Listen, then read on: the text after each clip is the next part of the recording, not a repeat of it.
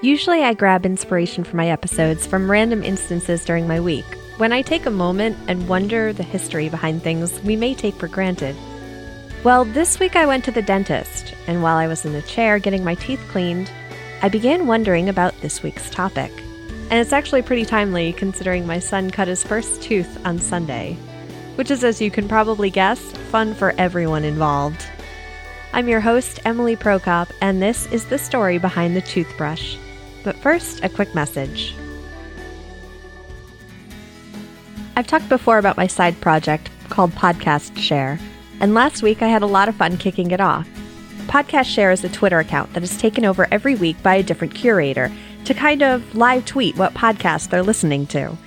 Most of the curators I have scheduled are hosts of other podcasts, and some are listeners who really enjoy podcasts and want to share what they listen to. It's a really fun project, and I hope you'll join me in checking it out by following Podcast Share on Twitter or going to the website podcastshare.net.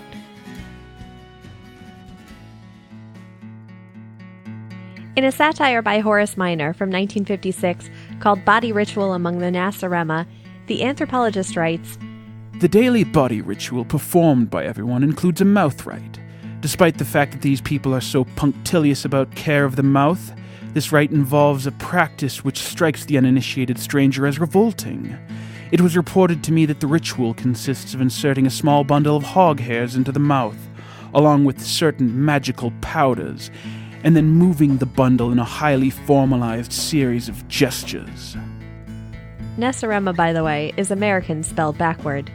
Minor wrote about Americans and their so-called bizarre rituals like brushing their teeth and going to the dentist from an anthropological perspective. But if you weren't aware of the fact that this is a satire, it might sound completely bizarre. But it's something we do every day, hopefully twice a day as prescribed by dentists. And if we don't, we get this weird film on our teeth. Plus, everyone else has to deal with our morning breath that might last all day. But weirdly, we're the only species that actively brushes their teeth. You might have heard an anecdote about crocodiles who fall asleep with their mouths open, while Egyptian plover birds pick at their teeth for remnants of their meals, essentially performing dental hygiene on them. But according to ornithologists, no evidence of this actually exists, aside from a CGI'd video from a chewing gum commercial. But animals who consume a lot of fiber naturally clean their teeth. Elephants even clean their tusks when they use them to dig holes or gnaw at tree bark. So, why do humans need to worry so much about our teeth? Simple. Sugar and processed food deteriorate our teeth faster than protein, grains, and fat eaten by many other animals. We're the only ones who can truly enjoy a Starbucks unicorn frappuccino, much to the detriment of our teeth. Toothbrushes as we know them today came about fairly recently compared to how long people have roamed the earth, and it's believed humans as early as Egyptians in 5000 BC used their index fingers to brush their teeth, using a tooth powder made up of ash from ox hooves, myrrh, eggshells, and pumice. By 3000 BC, humans were chewing on sticks with frayed ends, aptly known as chew sticks. And as I mentioned in the story behind 30 Random Things, Romans used urine to whiten their teeth. Writings from Chinese monks from the 13th century suggest they used a brush made of horse hairs to clean their teeth. This wasn't the only brush of animal hair used. In the Middle Ages, the West used horsehair brushes, while boar's head bristles were used in the East. Goose feathers and silver and copper were fashioned into toothpicks and used to clean the teeth as well.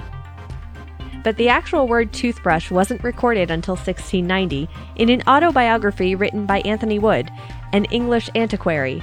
That's someone who studies history through artifacts. And the toothbrush wasn't even an artifact in the book. Wood mentioned it in a passage about buying one. But the first incarnation of what we know as a toothbrush came when a rag maker named William Addis was sent to prison in 1780 for starting a riot. While he was in there, he tired of using a rag and some brick dust to clean his teeth, and it said he was inspired by a broom to take an animal bone from his meal, drill some holes into it, and had a guard procure him some coarse animal hair, which he either glued or wired through the holes to use as a toothbrush. Historians debate the validity of the claim that he actually made the toothbrush in prison, or if he just had the idea. But either way, once he was released, he made a business of selling toothbrushes, and the company is still around today, now known as Wisdom Toothbrushes. By the Industrial Revolution, toothbrushes were a sign of status.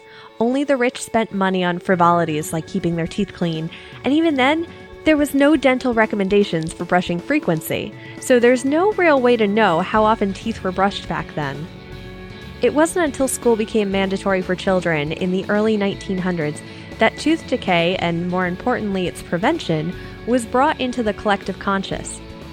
In a study of school children in Elmira, New York, only 22 out of 447 children had perfect teeth, while the rest had an abundance of cavities and decay. Dentists were brought into schools to show children proper dental hygiene. Schools began giving away toothbrushes or selling them cheaply, hoping the habit would catch on. In addition, a successful advertising campaign by Pepsodent defined the problem people didn't know they had, which was a pesky, unattractive film on their teeth, and the easy solution to a beautiful smile brought brushing into the mainstream.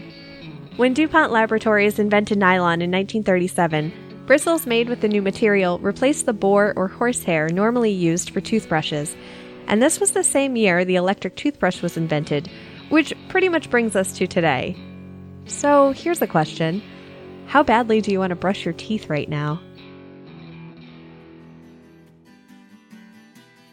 The role of Horace Minor was played by Adam from Everyone Has a Podcast, and if you happen to be looking for a new toothbrush, Adam and his co-host Brian have a promo code for a free Quip toothbrush refill by going to tryquip.com/ehap. Information for this episode was sourced from Huffington Post, Naked Scientists, The New York Times, and more links which can be found in the show notes at thestorybehindpodcast.com. This episode was brought to you by the Story Behind executive producers who support the show through the Patreon page at patreon.com/thestorybehind. Thanks for listening.